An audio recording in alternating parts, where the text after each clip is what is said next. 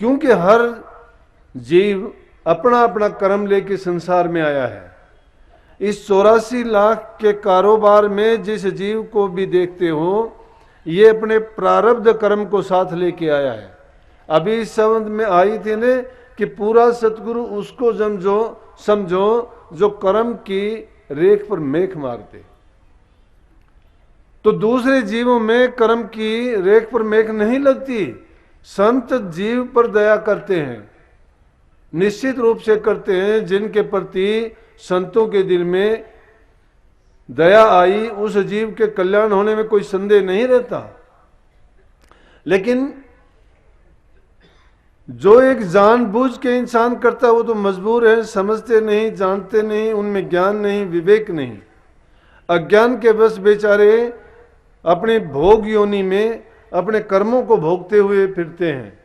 लेकिन उनको भोगते भुगाते जब एक अच्छा अवसर इंसान को मिला कि इंसान का चोला में उनको प्राप्त हुआ, उसके बावजूद उनको गुरु भी दिखाई देता है, सत्संग भी दिखाई देता है, और उनको ये भी पता है कि जीव का कल्याण भी यहाँ से होता है। लेकिन फिर भी अपने ज्ञान को और विवेक और बुद्धि को भुला के अज्ञान के अंधेरे में डुबकियां लगाते हैं। सब चीजों को जानते हुए भी अनजान बन जाते हैं। इसलिए कही कि सतगुरु पूरा जो मिले, पूरा गुरु कौन है? जो लक्ष्य ज्ञान दे दे। इंसान अपनी बुद्धि से, चतुराई से पूरे अधूरे की बात नहीं करता है। आज जो गुरुओं की परिभाषा इन गुरुओं ने बदल दी है, धर्म की परिभाषा इन लोगों ने बदल दी है, वो धर्म और गुरु नहीं है, बल्कि वो व्यापारी बन बैठे हैं। किसका नाम का व्यापार करते हैं? नाम तो जीव के कल्याण के लिए होता है, ना कि वो कोई व्यापार चलाने के लिए होता है।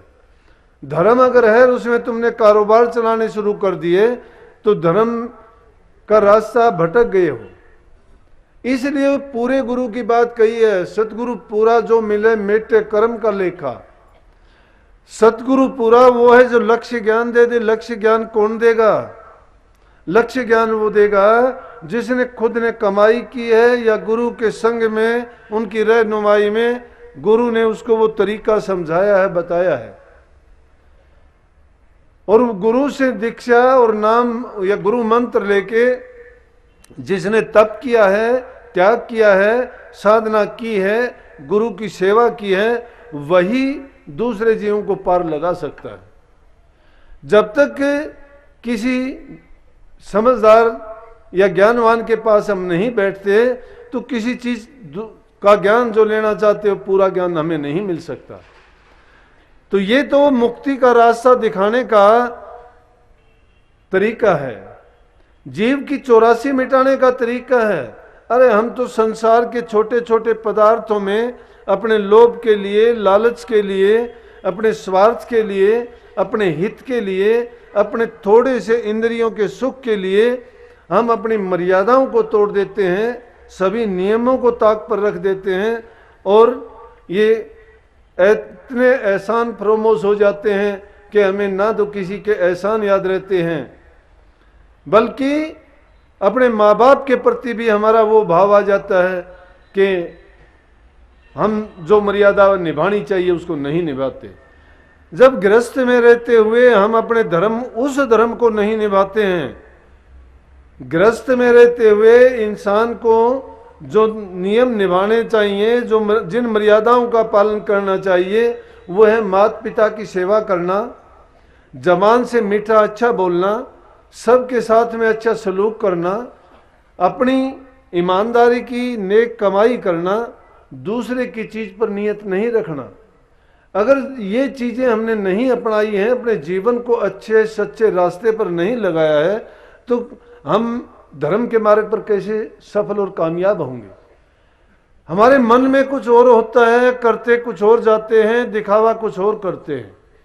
जब तक हमारे दिल के अंदर ये सद्गुण नहीं होंगे तो बाहर हमारे क्या 420 यहाँ करते हैं। कोई भी बात देखते हैं, जहां देखते हो धर्म में भी धर्म के रास्ते पर चलते दिखाई देते हैं, दिलों में उनके धोखाधड़ी और छल कपट बेईमानी भरी पड़ी है। लेकिन फिर भी मुख्य करके इस बात को जान लेना चाहिए। पहली चीज है कि गुरु का मिलना ही।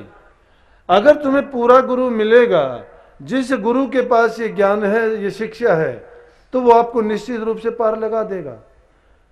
दया धर्म सत्यता का पालन तो बाद में ही करना पड़ेगा, लेकिन सबसे पहले जो जरूरत की चीज है वो गुरु कहेगा अपने घर में, परिवार में, समाज में जिसमें हम रहते हैं, उनकी मर्यादाओं का पालन करो, एक दूसरे से प्यार का व्यवहार करो, जबान से किसी को बुरा भला ना कहो, बूढ़े बुजुर्ग को इज्जत सम्मान दो, तुम्हारे दिल में भी शांति होगी और जहां तुम रहोगे वहां भी तुम प्यार, शांति और संतोष पैदा कर दोगे, जिसके कारण वातावरण ही अच्छा होगा। अरे ये रामायण में भी सीधी लिखी है, जहां कुमति वहां दुख विधाना और जहां सुमति वहां सुख नाना। जहां पर सुख है, समृद्धि है, शांति है, आपस में प्यार है, मेल जोल है, दिलों में जिसके आत्मीयता है, वहां हर प्रकार की खुशियां ही खुशियां होंगी। लेकिन जिस घर में कलह होती है, जहां जिस घर में निंदा चुगलियां होती हैं, जिस घर में बुराई और बुरे विचार और ख्यालात रखे जाते हैं, तो निश्चित रूप से वहां दुख, कलह और कष्ट जन्म ले लेते हैं। फिर गुरु को दोष देना, किसी धर्म को दोष देना गलत है। लेकिन बात जो मैंने कही थी, सत्संग में आना, गुरु का संग करना। गुरु का संग करने का मतलब है कि गुरु की शिक्षा को लेकर अपने जीवन में उतारना। गुरु की जो बात कही गई है उस बात को अपने जीवन में एक उसका अंग बना लेना, ताकि धीरे धीरे करके जब उस पर चलते जाएंगे वो हमारी प्रकृति बन जाएगी। फिर उसके बिना हमारा निर्वाह मुश्किल हो जाएगा। जिस किसी चीज की आदत डालते हैं वो समय पर वो चीज हमें अपने आप याद आ जाती है। तो गुरु के संग में जाके जब गुरु कहता है कि नाम का अभ्यास करो, सुमन करो, नाम की कमाई करो, जरूरी है ये, हमारे लिए नहीं समझते हैं लोग। खोटे मंदे कामों में कोई शराब पीने की लत, कोई सुल्फा पीने की लत, कोई जुआ खेलने की लत में पड़ता है, जीव के स्वाद के लिए कोई दूसरे जीवों की हिंसा करता है, कोई अंडे खाता है, कोई मांस खाता है। कितनी गंदी चीजें हैं। इनसे क्या होता है, बुद्धि भ्रष्ट होती है इंसान की। कोई भी चीज इनमें से सेवन करके देखो आप कि उसके अंदर धार्मिक उसकी प्रवृत्ति खत्म हो जाएगी। पशु जैसे, जानवर जैसे उसके विचार हो जाएंगे। कुदरत ने वो चीजें उसके खाने के लिए नहीं बनाई। कुदरत ने जो चीजें इंसान के लिए बनाई खाने के लिए, कितने सुंदर फल बनाए, कितने अच्छे अच्छे अनाज बनाए, दालें बनाई, कितनी ही चीजें प्रकृति में देखोगे, उनके अलग अलग स्वाद हैं।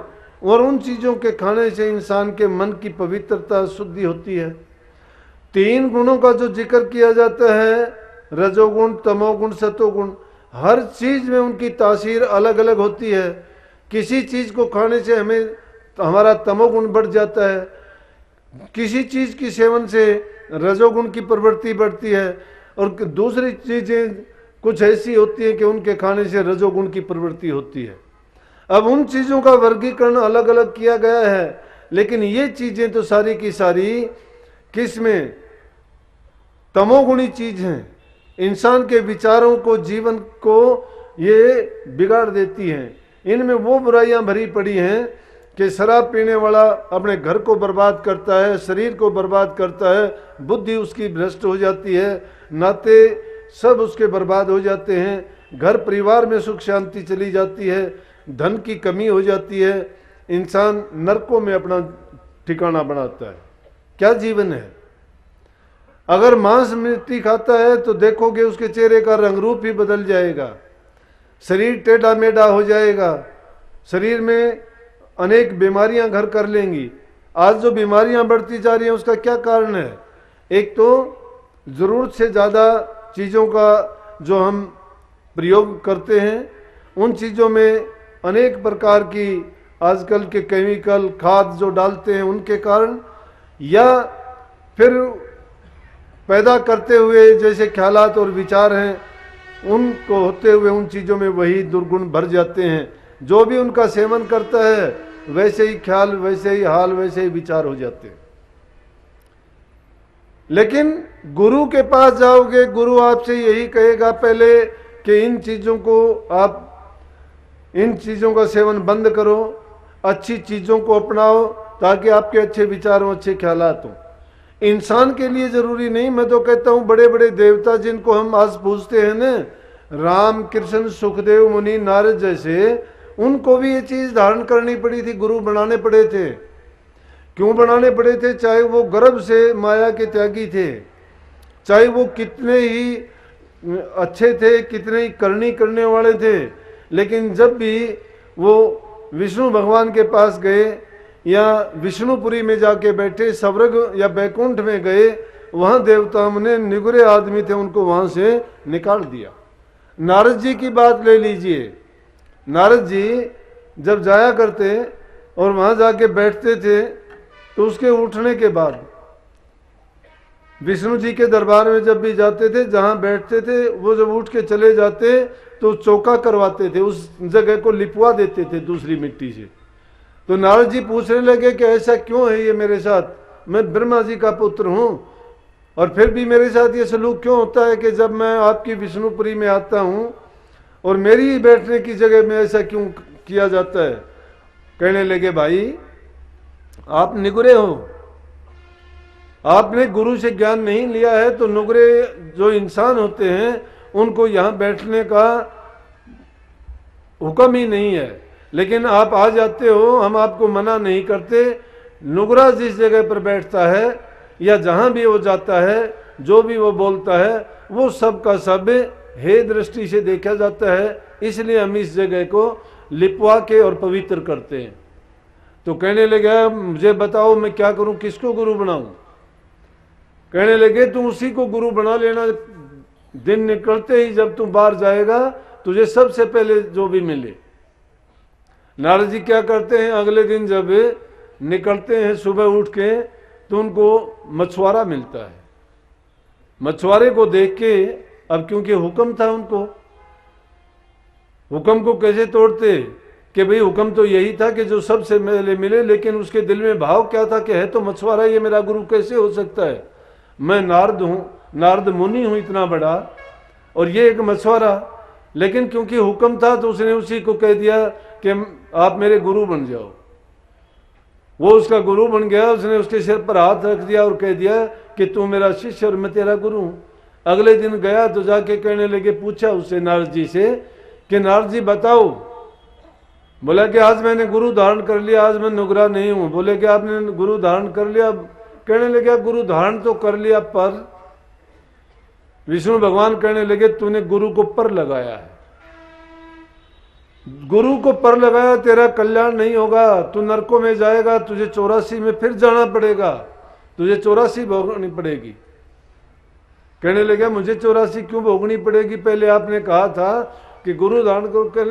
कहने लगे तुम गुरु पर अविश्वास लाया है, गुरु पर तेरा यकीन नहीं है, तूने पर क्यों लगाया? पर का मतलब है कि जिस शिष्य का गुरु में अभाव है या जिस गुरु पर विश्वास नहीं है, श्रद्धा नहीं है, जो अपने गुरु को पूर्ण नहीं समझता है, तो समझो कि उसने गुरु किया ना किया बराबर है, बल्कि गुरु की अवज्ञा करके या गुरु के प्रति हीन भावना रख के तूने वो काम कर लिया जो नुगरे आदमी के साथ होना था।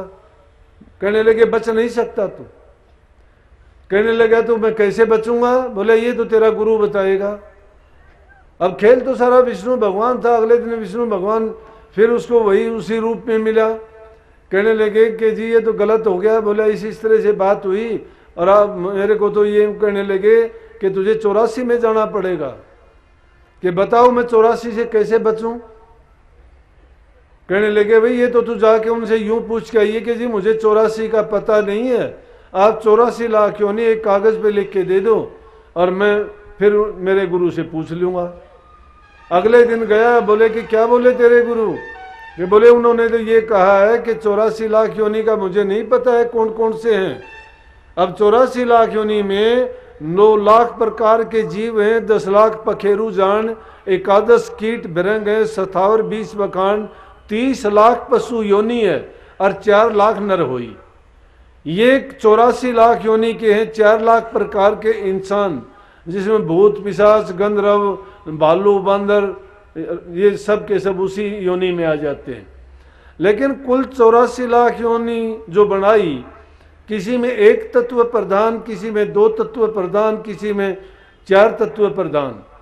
लेकिन जो ये योनि है 4 लाख प्रकार की, या इंसान की योनि कहो, इसमें 5 तत्व और 3 गुण मौजूद हैं।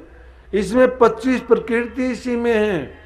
तो सारे की सारी जितने भी प्रकृति में चीजें हैं वो इस इंसान के अंदर अकेले में मौजूद हैं।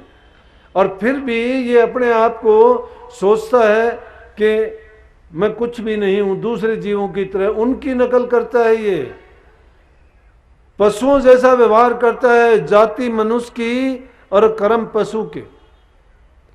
इंसान होके अगर पशु जैसे कर्म करता है, ये अपने ज्ञान से, विवेक से अपने कल्याण का रास्ता नहीं खोजता है, अच्छे गुणों को नहीं अपनाता है, तो पशु में इसमें क्या अंतर है। लेकिन फिर भी उन्होंने ये कुल 84 लाख योनि उनको एक कागज पे लिख के दे दी। अगले दिन जाके कहने लगा, जी ये देखो उन्होंने ये लिख के दे दी। कहने लगा अब आसान हो गया तेरी 84 काटने का तरीका। बोला कि क्या हुआ, कि इसको बिछा के इसके ऊपर से लेट जा और जाके कह देना मैंने 84 लाख योनि भोग ली है। अब अगले दिन गया, जाके कहने लगा, जी ये लो मैंने 84 लाख योनि भोग ली है। कि कैसे? बोला मेरे गुरु ने रास्ता बता दिया। बोला तू गुरु को पर लगाता था ना, रास्ता किसने बताया? तेरे गुरु ने ही बताया। तो इसलिए तुझे 84 से कैसे बचाया? कि वो कहने लगे कि इनको बिछा के इनके ऊपर से लेट लगा दे और जाके ये बोल देना कि मेरे गुरु ने मेरी 84 कटवा दी। इसलिए गुरु में वो क्षमता होती है। ये तो एक समझाने और बताने की बात थी। रामचंद्र जी के गुरु थे, कृष्ण जी के गुरु थे, चाहे वो ब्रह्म के अवतार थे, वो युग पुरुष थे। त्रेता युग में आए रामचंद्र जी, द्वापर में कृष्ण जी आए। लेकिन यूं देखो कि इतने बड़े होते हुए 3 लोक के धनी थे वो, फिर भी वो गुरु के अधीन ही रहे। उनको गुरु धारण करना पड़ा। जो गुरु ने रास्ता दिखाया उस रास्ते पर चले। रामचंद्र जी, वशिष्ठ जी, जिनका मुहूर्त देख के राजगद्दी सौंपने वाले थे, अगर आज का जमाना हो तो कह देंगे क्या गुरु जानता था? कि गुरु तो उसकी राज्याभिषेक की तैयारी करता था और अगले दिन उसको 14 वर्ष का वनवास मिला। लेकिन रामचंद्र जी फिर भी गुरु के ऊपर कोई भी अपना ऐसा ख्याल नहीं लेके आए कि मेरे गुरु ने मेरे साथ ये क्या किया, उसको पता था तो मेरे क्यों नहीं किया। आज हम क्या करते हैं कि गुरु बताता है वो काम तो करते नहीं, उसमें भी अपनी टांग अड़ाते हैं, अपनी 420 करते हैं। अव्वल तो गुरु नहीं मिलता पूरा। अगर गुरु मिल भी गया तो शिष्य करने का आदि नहीं है। गुरु और शिष्य कहीं भाग से पूरे मिलते हैं, और पूरा गुरु जिसको मिल जाता है उसका काम पूरा हो जाता है। पूरा गुरु किसको कहोगे? कि घर में घर दिखला दे, सो सतगुरु संत सुजान, 5 शब्द धुनकारे धुन बाजे शब्द निशान।